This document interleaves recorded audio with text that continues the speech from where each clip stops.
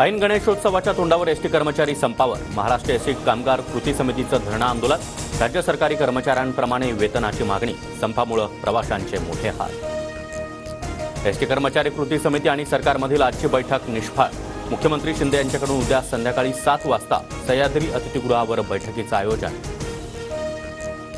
सदाभाऊ खोत आणि गोपीचंद पडळकरांचा एसटी संपाला पाठिंबा. मात्र पडळकरांच्या मते एसटी विलीनीकरण कायद्यानं शक्य नाही. एसटी कर्मचारी संपात पवार आणि ठाकरेंची लोक. गुणरत्न सदावर्तेंचा आरोप. तर एसटीची कृती समिती नसून किडे समिती असल्याची सदावर्तेंची टीका. बदलापूर प्रकरणामध्ये हायकोर्टानं पोलिसांना फटकारलं. घाईत आरोपपत्र दाखल करून नकार. हायकोर्टाचे पोलिसांना आदेश. बदलापूर प्रकरणी सेवानिवृत्त न्यायमूर्तींच्या मार्गदर्शनाखाली समिती स्थापन करा. उच्च न्यायालयाचे निर्देश. समितीमध्ये माजी IPS अधिकारी मीरा बोरवणकर, मुंबई उच्च न्यायालयाच्या माजी न्यायमूर्ती साधना जाधव यांची नावं विचाराधीन.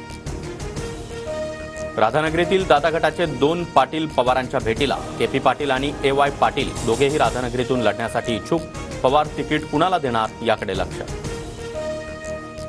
कोल्हापूरचे भाजपचे माजी जिल्हाध्यक्ष राहुल देसाईंनी घेतली शरद पवारांची भेट. राधानगरी मतदारसंघातून लढण्यासाठी राहुल देसाई इच्छुक.